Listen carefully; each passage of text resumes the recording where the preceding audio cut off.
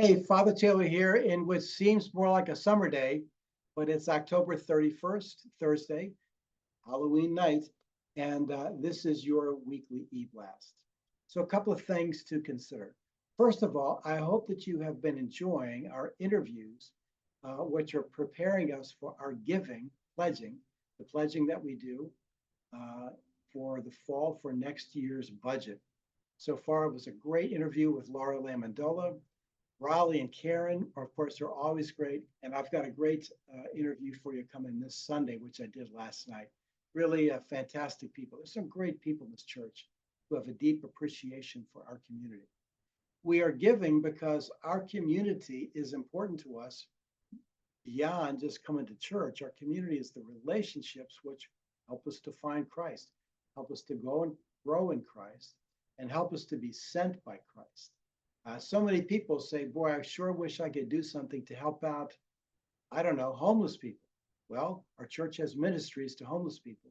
So you become part of a community that gets involved with helping homeless people. What about people overseas? I sure wish we could be involved in some of those nations where they really struggle for education or they struggle for medical care. You become part of the community and you can instantly become part of two ministries, Kateri and the AEP project, so we can get involved, get right involved in ministry around the world. So it's a really great community, and some of those relationships, as these folks are going to talk about, have been instrumental in their lives for 25 years as their kids grew up.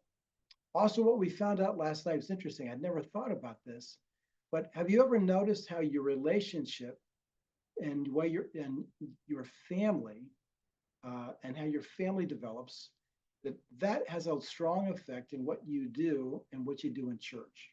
So families that maybe have been involved with Sunday school for their kids, and then maybe Emmaus, they were super involved, and then maybe they did Alpha, but their kids have grown up and moved on, and they feel like, well, we've done a whole lot.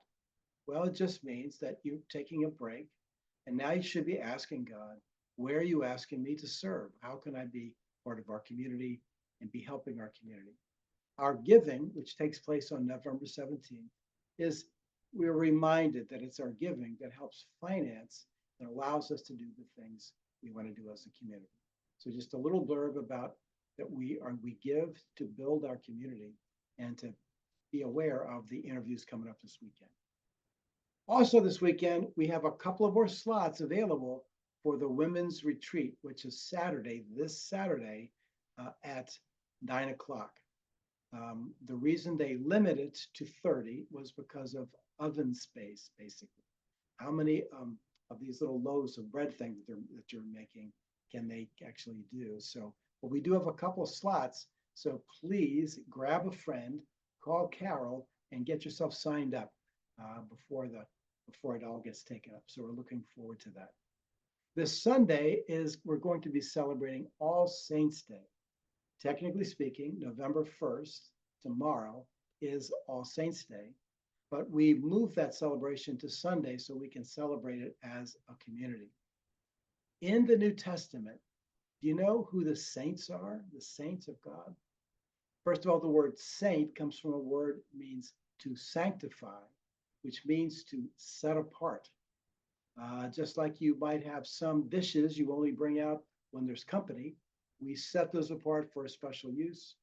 God sets apart people for himself. And the difference is that God makes an invitation for all people to be reconciled to him, that they can be set apart by God. So it isn't like an exclusive thing. It's an invitation for all to be included within God's family. And so this weekend, we'll be celebrating that the saints of God that the scriptures talk about in the New Testament are you and me. Well, we got some exceptional people who they might make a statue out of, but that does not, statues and icons, saints are not limited to that. Saints are all those people who have come to know Christ, been invited by God to be reconciled through Christ, and to have the assurance of his life in them. And so we're celebrating our role as saints, and with perfect timing, because starting next week, we are really going to have to remember that we are saints first and citizens second. Sometimes we feel like we're citizens who also by chance happen to be saints, but no, the way God has worked it is, particularly this week, we need to be saints, God's people, who have the peace of God that passes understanding in their hearts, who are able to be peacemakers in a very turbulent world as we approach this election. So our identity of who we are as saints is really going to be pressed upon us. So we're going to be hearing a little more about that this Sunday. We're the saints of God, and we already know where the future leads. So anyway, so that's coming up. So God bless you. Hopefully you can get a quick sign up. Pray for every child and person that comes to your door tonight. Pray for them. You don't have to pray out loud, but pray for them. It's like God will bless this family. I pray that they might come to know Jesus. They might know the blessing of God. And those little kids who are dressed up like horrifying, figures from scary movies, that their real identity might be a saint of God. So we're just praying for them on Halloween night. God bless you guys, and we look forward to seeing you this Sunday.